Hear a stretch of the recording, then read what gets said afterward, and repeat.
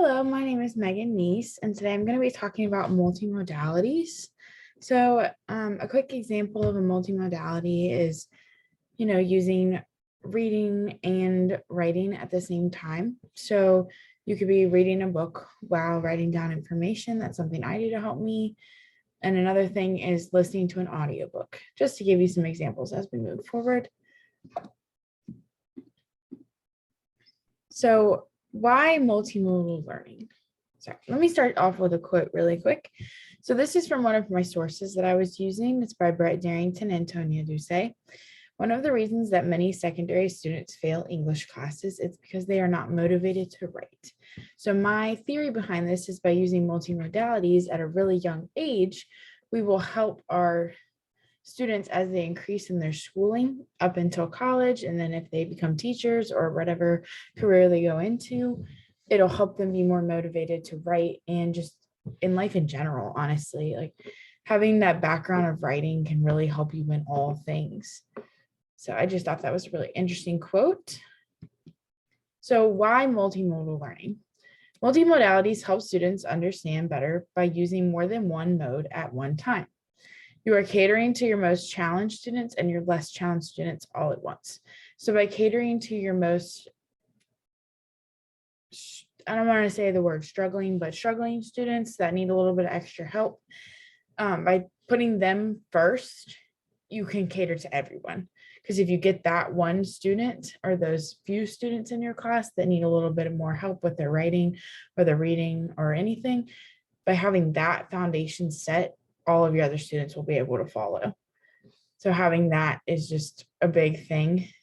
And for an example, combining words and pictures. So if your students are struggling with writing, another way to help them understand a book is not by having them write a paragraph necessarily, but allowing them to draw you a storyline or a comic strip or something along those lines. It's still writing. And later, when they turn in their comic strip and they have a little bit better understanding of writing and you've worked on them with them a little bit then or a lot, and they have a really good strong foundation, you can hand them their comic strip back, and then they can write what they're seeing in their comic strip, and that would be just a really cool full circle moment. So for this, that example comes from the video Multimodal Text, and it's by a woman named Miss A. She goes by Miss A, which I thought was pretty cool. So, and then another source I found is no matter what you're doing in regards to writing, if you're doing the comic strip, which Kimberly Sandville helped us with that, she gave us that example. A comic strip, reading a comic strip is still reading, writing a comic strip is still writing, whether it's pictures or not. You're still understanding the concept of a storyline. So it's still the same thing. So, and like Kimberly said, our goal is engagement and our goal is growth. Our students staying engaged and our students growing in what they're doing, no matter what it is that they're doing. So if they don't understand writing all that well, or they don't like writing, if we see little by little improvement by allowing them to speak their essays or, draw pictures to show us their essays or a storyline, it's still growing. They're still learning and they're staying engaged because that's something that they like to do. Say you have a really talented artist in your class, but they just can't quite get the concept of writing. They're bad at spelling, they're bad at, punctuation. That's something you can work on later, allowing them to understand the concepts of full-on storylines and a full-on essay or a book report. By having them speak that, you can work on the commas later. The main thing is keeping your kids engaged and keeping them growing. Growth is the main thing here. So what we'll be discussing in this PowerPoint are the differences between the modalities. So there's an audio, which is listening. There's visuals, which is how I was mentioning, the comic strips, pictures, and there's kinesthetic, which means movement, and then oral, which is what I'm doing right now. I'm speaking. And then I'm going to talk about a lesson plan that I have used and how you can adapt that lesson plan into other writing strategies. And then my favorite of the modalities, I'm going to add a little bit in there. And then what modalities work best for me, because as you'll learn in this PowerPoint, I do have a learning disability. And these modalities are something that are very close to my heart. And a lot of teachers have used them for me. And it just made a really big impact on my life. And then our conclusion. So I want to show you this graph right here. This shows you all the different ways that students learn in the United States. So 41% is kinesthetic, which is movement. I thought this was very interesting because I thought visual would be higher personally. But I thought that was really interesting. Visual is our lowest with 16%, and auditory is 25%, and then we have 18% who just like reading. So audio. Auditory learning means that students learn most effectively by listening. They would prefer listening to a lecture over reading a textbook or hearing the instructions for a project instead of figuring it out hands-on. So some examples are an audiobook for a research project, reading aloud, and reading to a peer. Our next is visual. Visual learning is a style where learners need to see information in order to process it. So I know for a lot of students, they like instructions with pictures because it shows them what they need to be doing, rather than if they're having trouble, understanding key concepts with the directions, like cut the paper or cut along the dotted line of the paper. That might be a little challenging, especially for our younger grades. So having like an actual picture that shows a person cutting around the diagonal may eliminate any misunderstandings. So some examples of visual learning are using mind maps or pictures, taking notes, using clue words for recalling. So highlighting is a big thing. So when you're going through a passage, like if you're taking a reading SOL or a reading test, making sure you're highlighting those keywords so they can see those keywords. Using colored highlighters to color code text and notes, using maps, charts, diagrams, and lists, watching audio visuals, taking photographs, and use study cards or flashcards. Flashcards are good because they are the same thing over and over again. So a kid can say they're doing their sight words and it says and, they've seen it over and over again, so they know it's and then they can recognize the letters within and they know it makes and. Kinesthetic, learning style in which learning takes place by the students carrying out physical activities rather than listening to a lecture or watching demonstrations. So this is like when you used to in elementary school, when you would act out something, or I don't know, I've done it in my classes in college where you have to act out a storybook rather than just reading the storybook. Some examples are charades. This is a great example you can use with your kids that are struggling with writing or reading, because you can have them say they're learning their vocab and they're learning animals, or they're doing a research project on the history of pilgrims. They could have like pilgrims, they could have Indians, they could have, the Thanksgiving food, and that could really help them in their writing because they understand the concepts that are going into the paper that they're writing about, or if they choose to speak their paper. Role and action playing, like I said, this is like acting out a scene. A telephone, which is the game where you go through the ears because they really got to hone in on that listening. Hangman could be great because they have to get up and, go answer the question. A song puzzle or storytelling memory game.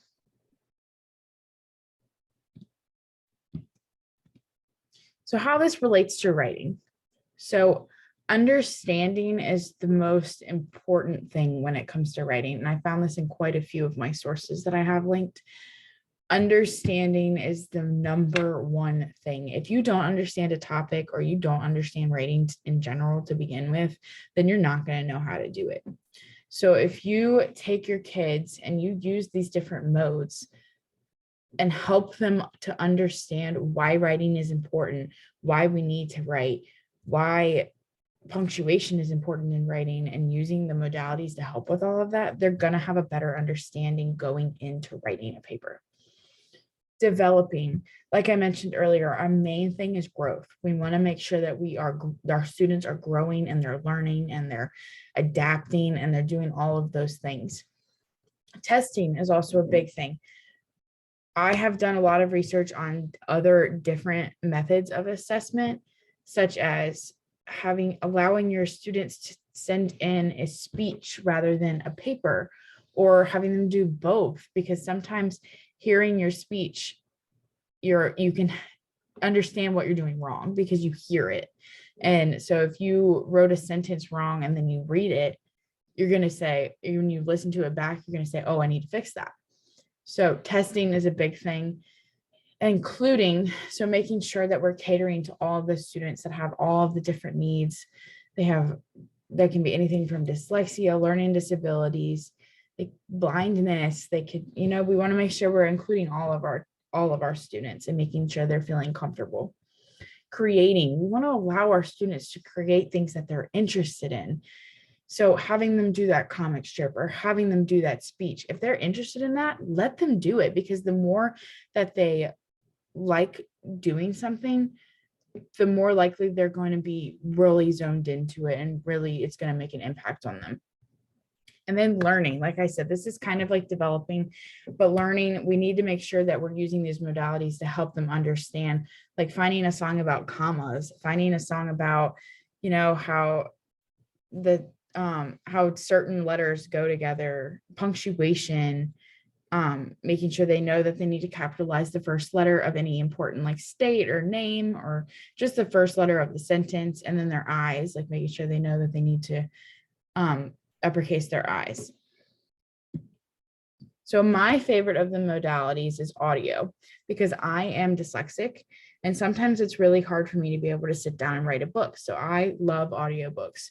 I have found pretty much every single textbook in college on an audiobook, luckily, and it's really, really helped me. In high school, I did not have that option because we didn't have textbooks in high school where I went. So I didn't really have that option to do an audiobook. So being able to have an audiobook in college has helped my grades tremendously. And this just shows what it can do for a child. If it's helping me now, imagine what it would do for a kid when we can start it earlier. So having those audiobooks, having those videos that they can watch to help them understand. They have videos online that literally can show you the words of a book in the way a dyslexic person can see it. So I use those a lot.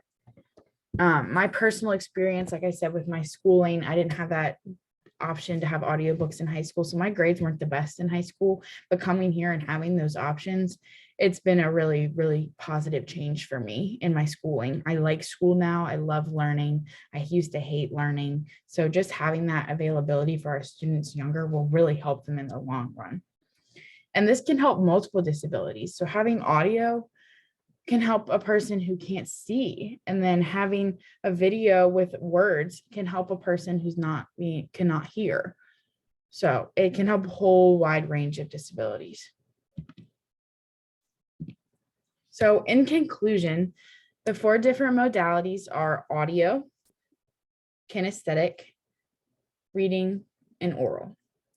And just to go over those one more time, audio is when you listen. And an example of that is, like I've mentioned multiple times, an audiobook, a video of some sort with subtitle and the list, like in the person speaking it. Oral is when someone is just simply speaking it to you and you understand it immediately. Kinesthetic is when you get up and you act and you share and it's a whole thing, because you're listening, you're speaking, you're acting, you're doing all of it. And then reading is just simply reading a book and you get it. And sometimes that works for our students, and that's awesome. And then my lesson plan, I think it skipped my lesson plan. Oh, there we are. Here's my lesson plan. So an example of a lesson plan that I've done in the past is I've had my students write me a book report on a book that they just really love. I let them pick their own books. It could be a picture book, it can be a story, a chapter book, it can be a pretty long chapter book. I had a student read one of the Harry Potter books and turn it a thing for me. So, but I let them do it in any way they wanted. So I let them do it as an audio book. They could speak it, an audio reports, they could speak it to me. I let some act out their favorite scene in the book, or act out the whole storyline if they really wanted to. Nobody did that, but I had a lot of students act out their key things that are really important in the book. Oral, I had some students just speak it to me. And then visual, I had some students draw me pictures and draw the book report, and they did all the different main scenes of the book. And then I assessed them in different ways also. And you can do this with any, so obviously for each I had a standard rubric, and then for each of the 4 versions that they turned in, because I had a wide variety of versions that they turned in, I had a separate rubric for that. And then for assessing, you can do that in so many different ways, not just for this, but for any lesson plan that you have. You can have your kids speak it to you. You can have your kids draw you a storyline, just as long as they're engaged. Like I said, engagement is the number one thing, according to Kimberly, in one of my sources. It's just a big thing to make sure that your students are engaged and that they're creating things that they're interested in, because that keeps them engaged. And then this diagram is something that I found from the University of Toronto. This is the flexible classroom. So it just has some really great, so like questions are awesome. And then, it's just a really great picture. And if you want to take a minute to look at that, of just how a flexible classroom would work, and using these multimodalities in this flexible classroom setting is just the best of the best. It accommodates to all students and just makes them feel all so comfortable. And then how this relates and helps our students with writing. So having that understanding, of the commas and the punctuation and the capitalization, like I said, and using that through, I know there's many things out there of like plays you can put on about commas, and there's many songs you can listen to about making sure that you know where your commas go, and your semicolons and all of that. So just having that understanding is going to help our students in the long run when they get to high school, when they get to college, and it's going to make them forget, as we saw in the first quote. It's going to help our students that are unmotivated. Having that understanding is the main thing to be motivated, because if you don't know what you're doing, you're not going to be motivated, right? Because you're going to feel like you're going to fail. And that's one of my biggest things, is I feel like I'm going to fail sometimes because I haven't had all of this amazing, all these amazing resources up until now.